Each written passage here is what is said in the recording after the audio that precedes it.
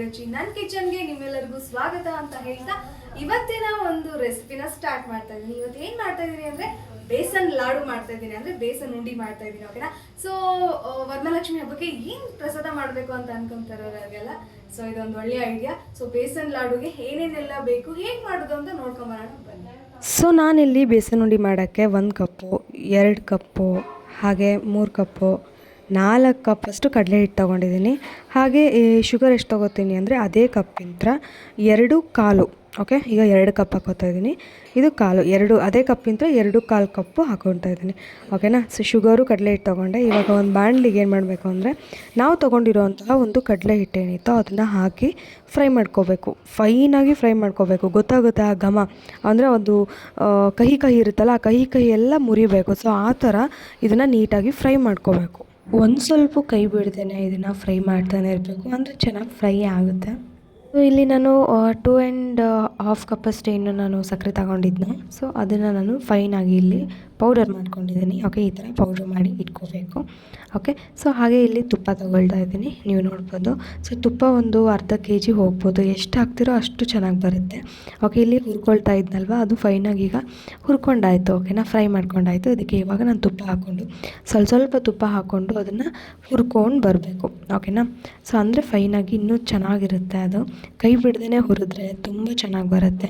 ಹಾಗೆ ಆ ತುಪ್ಪ ಟೆಕ್ಸ್ಚರು, ಆ ಸ್ಮೆಲ್ಲು, ಹಾಗೆ ಅದು ಉಂಡೆ ಕಟ್ಟುವಾಗ ಚೆನ್ನಾಗಿರುತ್ತೆ. ಸೊ ತುಪ್ಪ ಎಷ್ಟು ಹಿಡಿಯುತ್ತೋ ನಿಮಗೆ ಗೊತ್ತಾಗುತ್ತೆ ಅದು. ಓಕೆನಾ? ಅದು ಯಾವಾಗ ತುಪ್ಪನ ರಿಟರ್ನಾಗಿ ತೊಗೊಂಡು ಮತ್ತೆ ಬಿಡೋಕ್ಕೆ ಸ್ಟಾರ್ಟ್ ಆಗುತ್ತೋ ಆವಾಗ ಅದು ಆಲ್ಮೋಸ್ಟ್ ಆಗಿದೆ ಅಂತ ಅರ್ಥ. ಓಕೆನಾ? ಸೊ ನೋಡಿ, ನಾನು ಮತ್ತೆ ಒಂದು ಸ್ವಲ್ಪ ತುಪ್ಪ ಹಾಕ್ಕೊಂಡು ಕಲಿಸ್ಕೊತಾ ಇದ್ದೀನಿ.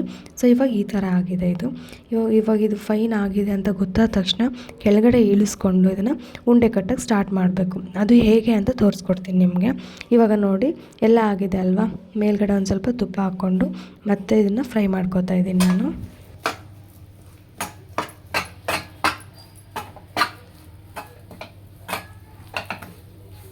ಸೊ ಇದಕ್ಕೆ ನಿಮಗೆ ಯಾವ ಥರ ಡ್ರೈ ಫ್ರೂಟ್ಸ್ ಬೇಕೋ ಅದನ್ನೆಲ್ಲ ಹಾಕ್ಕೊಂಡು ಮಿಕ್ಸ್ ಮಾಡ್ಕೊಳ್ಳಿ, ಇನ್ನೂ ಚೆನ್ನಾಗಿರುತ್ತೆ ಲಡ್ಡು, ಇನ್ನೂ ತುಂಬ ಚೆನ್ನಾಗಿ ಬರುತ್ತೆ.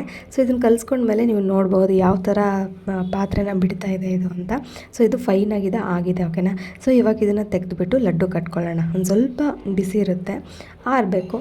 ಇದಕ್ಕೆ ಇವಾಗ ಇದು ಆರೋ ಅಷ್ಟರಲ್ಲಿ ನಾವು ಶುಗರ್ ಏನಿರುತ್ತೋ ಅದನ್ನು ಮಿಕ್ಸ್ ಮಾಡಿಕೊಂಡ್ರೆ ಆವಾಗ ಅದು ತಣ್ಣಗೆ ಆಗುತ್ತೆ. ಹಾಗೆ ನಾವು ಲಡ್ಡು ಕೂಡ ಕಟ್ಕೋಬೋದು.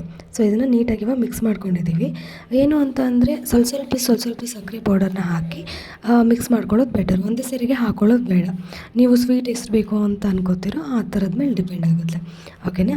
ಸೊ ಇದನ್ನು ಇವಾಗ ನೀಟಾಗಿ ಕಲಿಸ್ಕೊಂಡು ಏನು ಮಾಡ್ತೀನಿ ಅಂತಂದರೆ ಲಡ್ಡು ಕಟ್ಟೋಕ್ಕೆ ಸ್ಟಾರ್ಟ್ ಮಾಡ್ತೀನಿ. ಇದನ್ನು ನೀಟಾಗಿ ಮಿಕ್ಸ್ ಮಾಡ್ಕೊಳ್ಳೋಣ ಬನ್ನಿ. ಸೊ ಇವಾಗ ಇದು ನೀಟಾಗಿ ಮಿಕ್ಸ್ ಆಗಿದೆ, ನೀವು ನೋಡ್ಬೋದು. ಇದು ಕೂಡ ಕಟ್ತಾ ಇದ್ದೀನಿ. ಓಕೆ, ಈ ಥರ ಬಂದಿದೆ ನೋಡಿದ್ರೆ. ಲಡ್ಡು ಕಟ್ಟುವಾಗಲೇ ಆ ಟೆಕ್ಸ್ಚರ್ ನಿಮಗೆ ಗೊತ್ತಾಗ್ಬಿಡುತ್ತೆ. ಸೊ ಇವಾಗ ಲಡ್ಡು ರೆಡಿ ಆಗಿದೆ. ಸೊ ನೋಡಿದ್ರಲ್ಲ ನಾನು ಮಾಡಿರೋಂಥ ಬೇಸನ್ ಲಡ್ಡು ಹೇಗಿತ್ತು ಅಂತ. ಸೊ ನಿಮ್ಮ ಮನೇಲಿ ಕೂಡ ಇನ್ನೂ ಮಾಡಿಲ್ಲ ಅಂತಂದರೆ ಬೇಗ ಮಾಡ್ಕೊಳ್ಳಿ ಅಂತ ಹೇಳ್ತಾ ಮತ್ತದು ಹೊಸ ರೆಸಿಪಿ ಜೊತೆ ಹೊಸ ಅಡುಗೆ ಜೊತೆ ಸಿಗ್ತೀನಿ. ಅಲ್ಲಿವರೆಗೂ ಬಾಯ್.